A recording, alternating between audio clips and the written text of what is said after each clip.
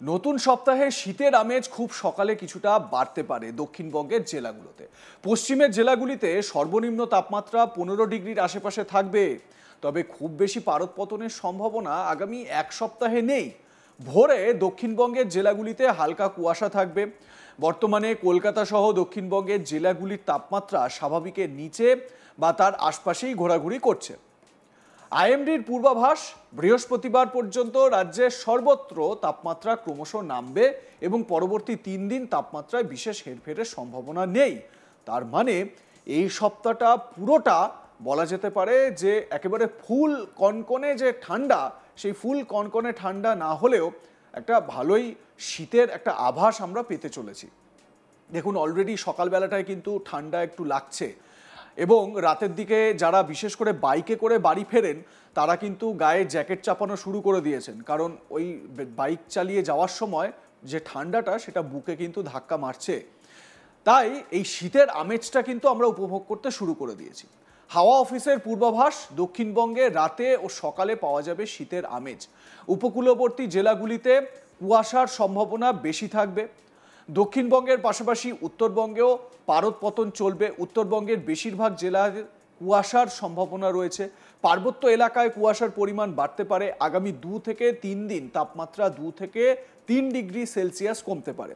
এক্ষেত্রে আমি এর আগেও বলেছি যে যখনই কোনো একটি এলাকার তাপমাত্রা স্ট্যাটিক থাকে, মানে কোনো একটি এলাকার সর্বনিম্ন তাপমাত্রা ধরে নিন 15 ডিগ্রি লাস্ট কয়েকদিন ধরে, এবারে হঠাৎ করে যদি সেই তাপমাত্রা 2 থেকে 3 ডিগ্রি কমে যদি 13 ডিগ্রি বা 12 ডিগ্রিতে গিয়ে যায়, তাহলে সেই দিনটা কিন্তু ভয়ঙ্কর রকমের ঠান্ডা উপভোগ করবেন আপনারা। মানে হাড় কাঁপানো ঠান্ডা যাকে বলে, সেই রকম পরিস্থিতি।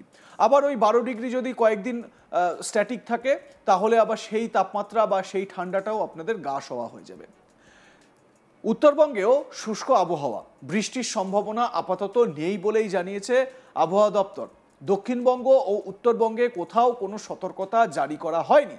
আগামী দিন শীতের যে আমেজ, আগামী কয়েকটা দিন শীতের এই আমেজ থাকবে বলেই জানিয়েছে হাওয়া অফিস। একই সঙ্গে হাওয়া অফিস বলছে পূর্ব মধ্য বঙ্গোপসাগরে একটা সাইক্লোনিক সার্কুলেশন তৈরি হয়েছে বা ঘূর্ণাবর্ত তৈরি হয়েছে।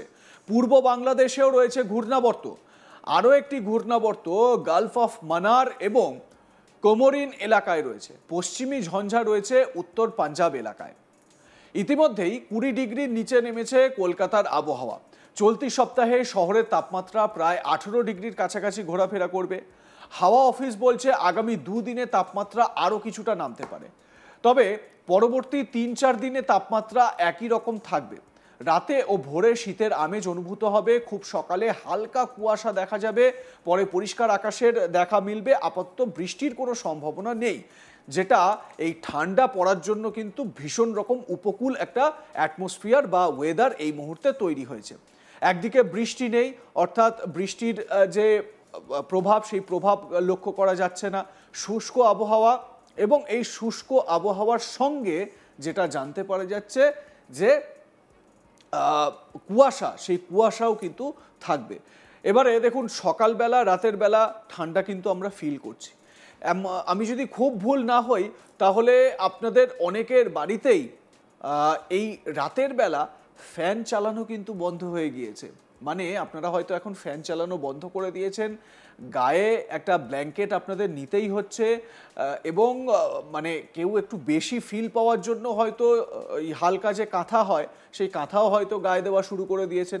আমি যদি একটু প্রত্যন্ত জেলাগুলোর দিকে যাই, মানে একটু একটু প্রত্যন্ত জায়গাগুলো, সেই জায়গাগুলোতে কিন্তু বলা যেতে পারে সেখানে বেশ মানে পরিস্থিতি কিন্তু মানে বেশ কনকনে ঠান্ডাই কিন্তু উপভোগ করা যাচ্ছে, বা বেশ কনকনে ঠান্ডাই, মানে যারা এই রাতে প্রত্যন্ত এলাকায় যারা বাড়ি ফেরেন তারা কিন্তু বেশ এই ঠান্ডাটা উপভোগ করছেন।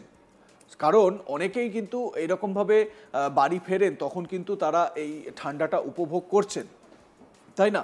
তো আপনাদের এই ঠান্ডাটা, মানে এই ঠান্ডা আসার আগের এই যে সিচুয়েশনটা, এটা আপনাদের কেমন লাগছে জানাতে ভুলবেন না। এবং আপনাদের আগেও বলেছি যে এল নিনো এফেক্ট যেটা, সেই এল নিনো এফেক্ট কিন্তু ভীষণ রকমভাবে প্রকট হয়েছে। প্রশান্ত মহাসাগরের যে ঠান্ডা হাওয়া, সেই ঠান্ডা হাওয়ার জেরে এই এল নিনো এফেক্ট ভারত সহ পাকিস্তান, নেপাল, বাংলাদেশ এই এলাকাগুলোয় কিন্তু দেখা দেবে। লাইক, কমেন্ট, শেয়ার করতে ভুলবেন না। দেখতে থাকুন আজ তাক বাংলা। সাবস্ক্রাইব করুন আমাদের ইউটিউব চ্যানেলটি, বেল আইকন প্রেস করুন নোটিফিকেশন পেতে।